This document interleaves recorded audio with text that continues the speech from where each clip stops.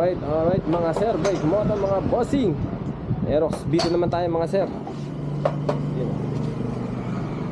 Tara tayo kay bossing. Saan pagkain si bossing? Pagkain sir?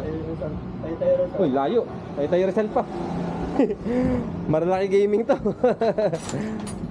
Tapos so yung mags ni bossing pang B3 na Aerox, pinapaint niya na, diba? Para pareho doon sa harap, para hindi malayo yung kulay. Pogi yarn. Tapos yung setup ng ano ni sir, naka-setup niya half brake master niya. Tapos yung kaliwa, ito na rin, master left and right. Tapos caliper niya S26. Ito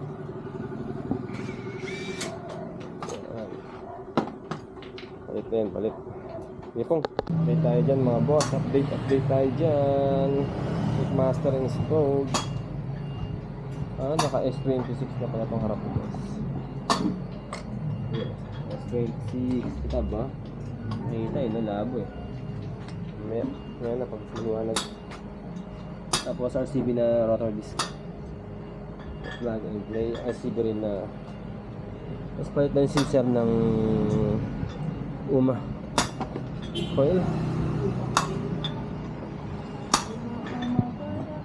Tapos yan.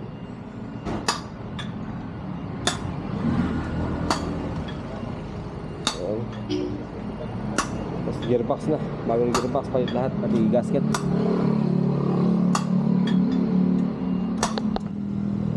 Alright, testing. Habas check. Ito, brake moto. Tapos nakakaliper na yung harap ni bossing. Ayan.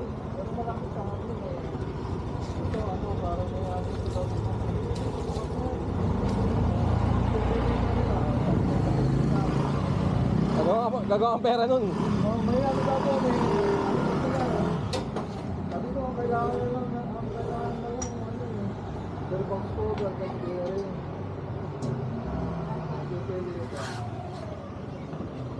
testing mo sir? Kaya pala dito ka napunta, sabi ko. Hindi ko talaga rin kasi ko talaga nakikita ako, mas magagapot talaga lang.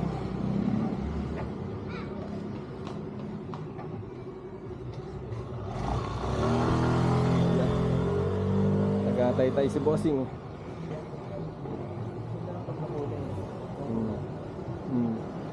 Pinakulayan niya lang yung kanyang, nakakuha siya ng B3 na mags, tapos pinakulay niya sa kagaya niyan. Yan, yung mags na yan, nakikita niya yan. Solid yan,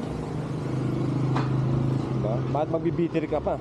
Pogi ng B2 tapos pa-disc brake mo lang kagaya niyan. Second hand ng B2 lang bibiling ko. Second hand ng B2. Alright, okay na boss? Okay, goods na. Yan, shoutout kay bossing. Kanya pa si bossing ng Taytay Rizal Ka-Indo rider din natin to si boss. Ganun mga sticker niya. Yung nalagyan isa ng helmet. Second helmet na yun. Right.